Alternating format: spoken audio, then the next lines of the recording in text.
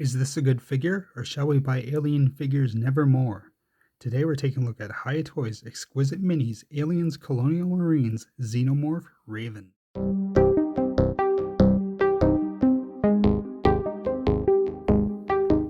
Welcome back. Now before we take a look at the Xenomorph Raven, a question for you down in the comments. What is your favorite Alien or Predator video game? For me, hands down, it's Alien Isolation. That game is terrifying. Loved it. I also liked Alien vs. Predator 1 and 2 on the PC.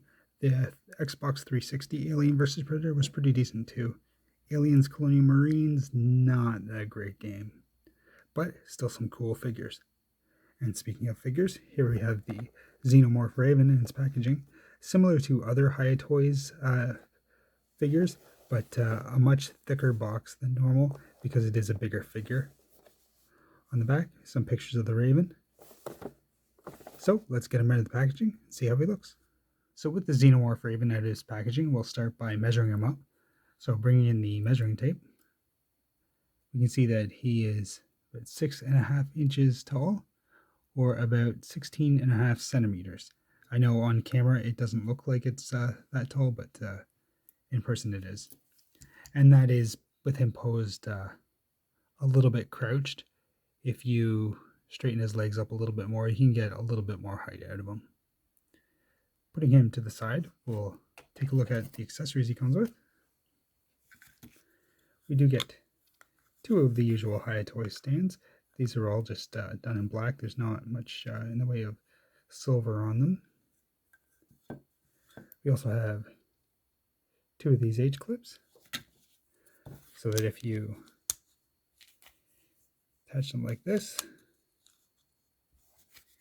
you can then put the two stands together and form one big base. We also come with two additional pairs of hands. We have these kind of relaxed hands.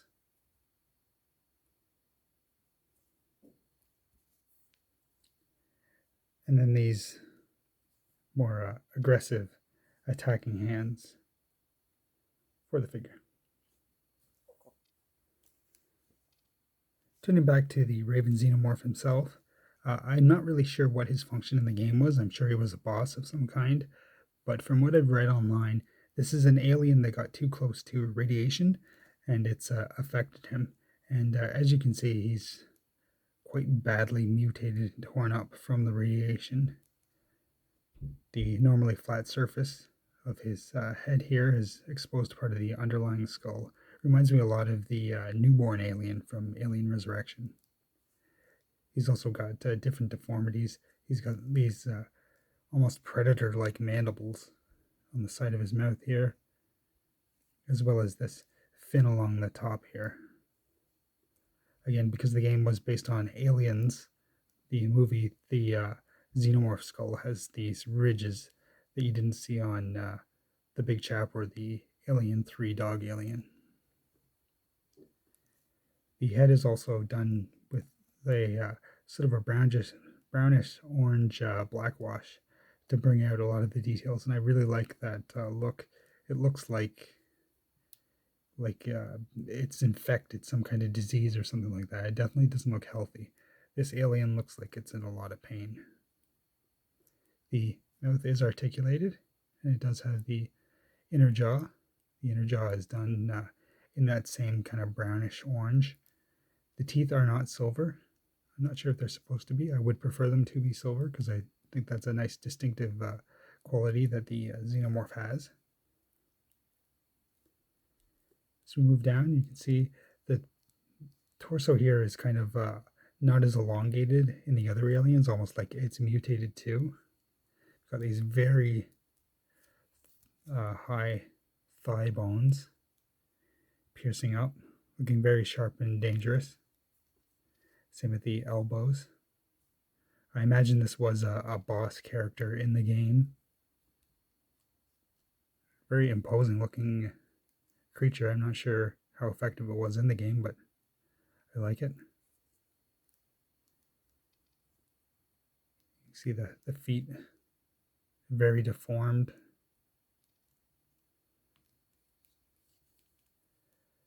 You get the usual tail, but this fin here is quite bigger and a lot more spikier. I guess that's what radiation does. It gives you spikes. And he's got the 5 tubes at the back here, which are done in kind of a soft rubber. In fact, they almost feel articulated. They are articulated. They're on ball pegs, huh? So you can pose those around. Interesting. But yeah, a really, really unique look for the alien. A very interesting one. I have no attachment to the game, as mentioned, but I do think that it is a very interesting look for the alien. Certainly one we haven't seen in the films or really anywhere else. So, at least something good came from the Aliens Colonial Marines video game. So looking at articulation for the Xenomorph Raven, and we're going to be very careful with it because we don't want a repeat of what happened with the Crusher alien from this line. So the head does go back and forth a little bit. You do have your little bit of side to side. Pretty good movement for an alien. As mentioned, the tubes on the back are on ball pegs for some reason. The arms go out like that. You could potentially raise them higher, but I don't want to put any stress on the joints knowing that they could have issues with them. They do go up like that. This kind of shoulder pad area does hinder it a little bit. Again, you could probably force it, but I wouldn't recommend it. Elbows go up like that. The hands are on a ball joint.